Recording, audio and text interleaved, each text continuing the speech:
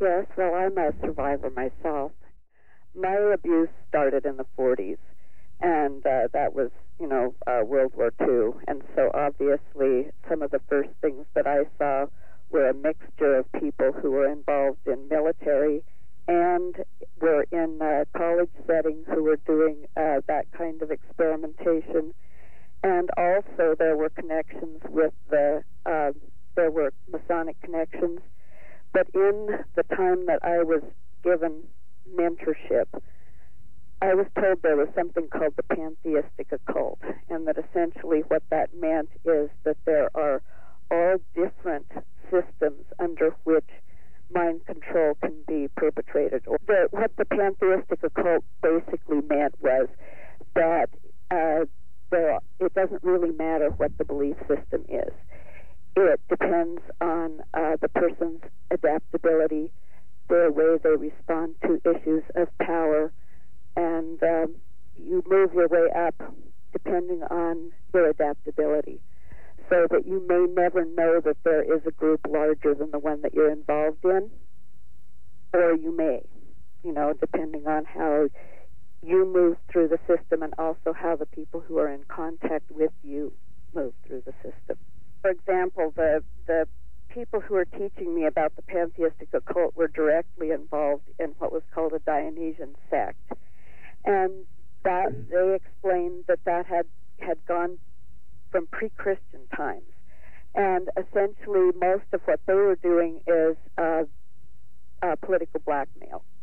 And there were systems of belief that had to do with political blackmail. So, for example, the use of the children had to do with having them adapted to sex, and then you could, for example, photograph or film people who you wanted to blackmail in the sex act with children, which was very easy to manipulate them.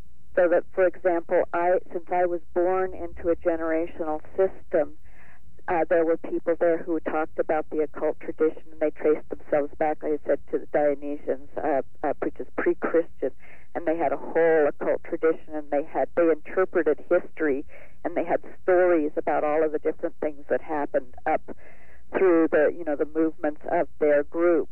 The stories that I was told about, that, for example, the Dionysian sect, the oldest laws that were ever passed against ritual abuse happened in Rome pre-Christ, and they were made against the very Dionysian sects that were still in operation in the 40s and 50s, which I'm assuming are still in operation now.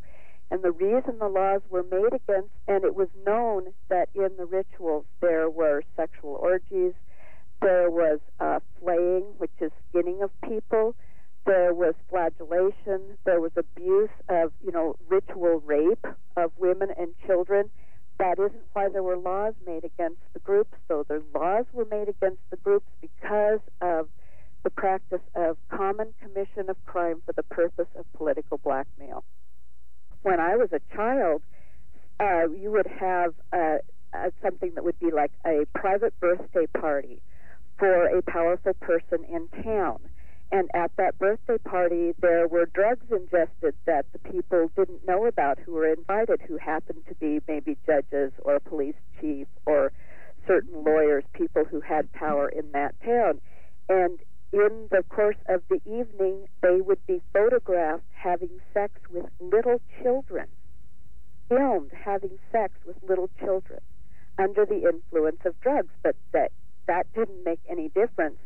If then people had those films, how far are you going to get in prosecuting if the people who would bring the case have that kind of blackmail evidence available against them?